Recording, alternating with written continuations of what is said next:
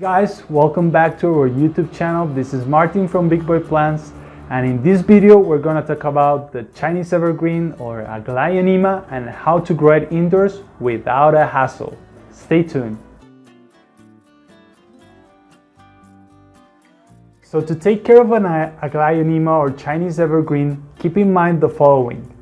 They will thrive under indirect light exposure, avoid direct sunlight as its leaves are susceptible to burn. It should be watered only once per week and only if you notice that the soil is dry. Aglaonemas prefer humid environments, so consider misting its leaves frequently and keep it in temperatures above 60 Fahrenheit, that's about 15 Celsius.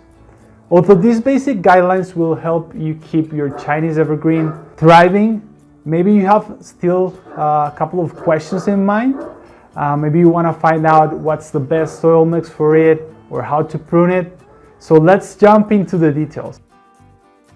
Okay, so how much light does it need? Well, this species can grow in areas that have indirect light, and depending on the subtype, they will be more or less tolerant to light exposure.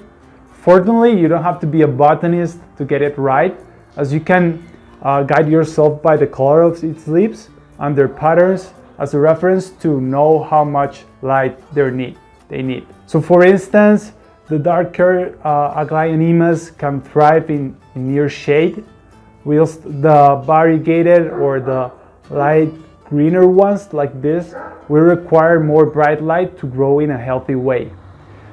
For those who don't have bright light spaces in their homes or offices, you'll be happy to know that the Chinese evergreen can grow under fluorescent light, thus with relatively low care regarding light, so keep that in mind. Another question regarding these plants is if they need sunlight, direct sunlight.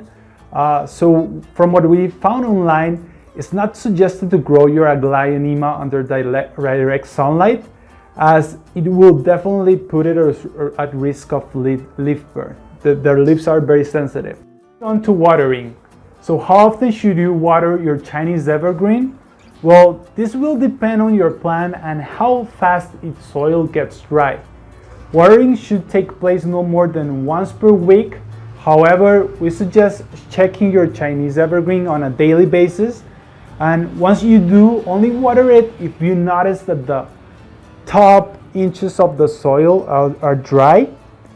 And watering will also depend on the light exposure and the temperature or the conditions where you have your Aglaonema. So for example, if they're placed near windows or balconies, they will need more water in comparison to plants located in darker rooms or offices. In a similar way, if your Aglaonema lives in hotter temperatures, water will be absorbed by its soil quicker, so there might be a need of more frequent watering to replenish these vital fluids. And to water your Chinese evergreen, put a couple of cups of water evenly on all the topsoil layer until you notice it's sufficiently moist. Then stop for a moment, maybe allow some minutes to go before pouring more water. For sure, you want to avoid overwatering or sogginess, and as this can cause root rot and it will put your plant at risk of dying. It's also a good idea to check that the drainage holes of the pot are working properly and allowing sufficient water to flow out. Although most Aglaonemas have low watering needs, prevent your plant from long periods without water, as the roots can dry out as well. So the other extreme is not as good. And yeah, definitely keep it moist. Right, so what's the best temperature to grow a Chinese evergreen? The ideal temperature range to grow your Chinese evergreen is between 60 and 80 Fahrenheit. That's about 15 to 26 Celsius. As said before, keep in mind that the warmer and humid environments will benefit your Aglaonema's growth and overall health. And be careful during winters, and as these plants won't be able to survive in frost. The Aglaonema's reporting process might be only needed every 2 to 3 years due to its slow growth rate. However, keep in mind that some varieties like the red Aglaonema may grow relatively a little bit faster.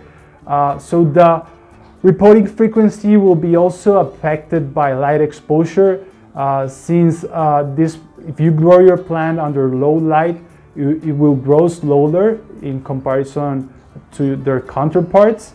In regards to soil, this type of plant isn't needy. A standard potting soil for houseplants should do the work. However, keep in mind that in all cases, the soil mix should have good drainage properties and proper aeration. So as you can see here, I just poured some water and the soil began to drain really fast. You might consider adding perlite to increase the water drainage properties and avoid excessive retention. Talk about pruning. First up, let's clarify that this task may not be so recurrent as you think, or in comparison to other plants. Maybe you just want to keep the foliage volume in control or achieve a desired shape.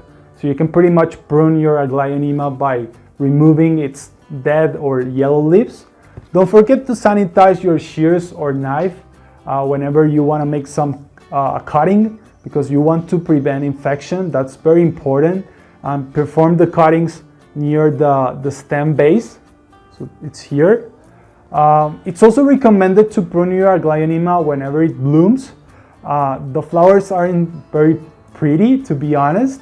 So personally, I prefer to save that energy from the plant so it can invest it in its foliage growth and extend its longevity as well.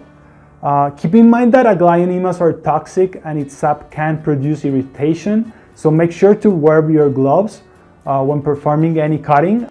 But not least, you might be curious about propagation. So basically, you can propagate your Chinese evergreen by division or via stem cuttings. To propagate a Chinese evergreen by division, simply remove your plant from the pot by grabbing it near the base of the stems, and then pretty much you can split the root body with your hands or a sharp knife if needed.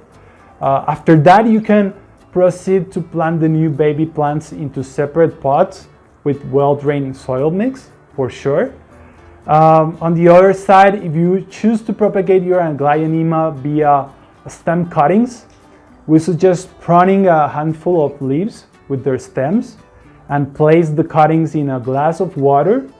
You can fill it about 1/3 of the height of the stems. Make sure to replace the water every other day to prevent mold from appearing. And after a while, roots will start growing from the stems. So this is kind of a rooting method. Once the roots are about 2 inches long, then you can proceed to gently plant those cuttings into the soil, and then just follow the caring guidelines that we have described throughout this video.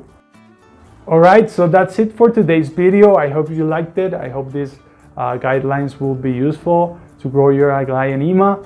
Hopefully the dog from my neighborhood wasn't really so noisy. And I hope to see you next time. Make sure to subscribe to our YouTube channel to get notified whenever we release a new video. And until next time, happy planting!